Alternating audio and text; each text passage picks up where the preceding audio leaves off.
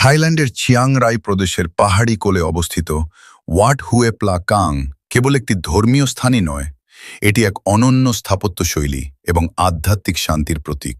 থাই ও চীনা সংস্কৃতির এক অপূর্ব মেলবন্ধনে গড়া এই মন্দির কমপ্লেক্সটির প্রধান আকর্ষণগুলো তুলে ধরলাম। দূর থেকে দেখলে মনে হতে পারে এটি একটি বিশাল বুদ্ধমূর্তি, কিন্তু আসলে এটি মহাযান বৌদ্ধ ধর্মের করুণার দেবী গুয়ান ইনের শ্বেতশুভ্র প্রতিমা। উচ্চতা প্রায় ৭৯ মিটার, ২৬ তলা ভবনের সমান, যা দূর দূরান্ত থেকেও পর্যটকদের দৃষ্টি কাড়ে। প্রচলিত থাই প্যাগোডার চেয়ে এটি বেশ আলাদা। এর পিরামিড সদৃশ গঠনে থাই লান্না এবং চীনা সংস্কৃতির মিশ্রণ ঘটেছে।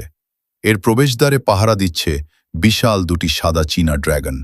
প্যাগোডার প্রতিটি তলায় চন্দন কাঠের নিখুঁত কারুকার্যে তৈরি বুদ্ধ এবং বিভিন্ন চীনা দেবদেবীর মূর্তি রয়েছে।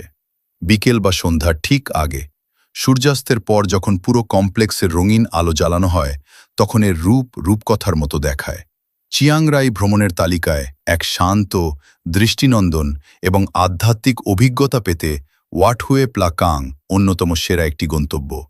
মন্দিরে প্রবেশের জন্য কোনো টিকিট লাগে না, সম্পূর্ণ ফ্রি। তবে গুয়ান ইন মূর্তির ভেতরে লিফট দিয়ে একদম ওপরে ওঠার জন্য সামান্য কিছু ফি, প্রায় ২০ থেকে ৪০ বাত দিতে হয়। আপনি যদি চিয়াং রাই ভ্রমণের পরিকল্পনা করেন, তবে ব্লু টেম্পল এবং হোয়াইট টেম্পল দেখার পাশাপাশি এই মন্দিরটিতে যাওয়া কোনোভাবেই মিস করবেন না।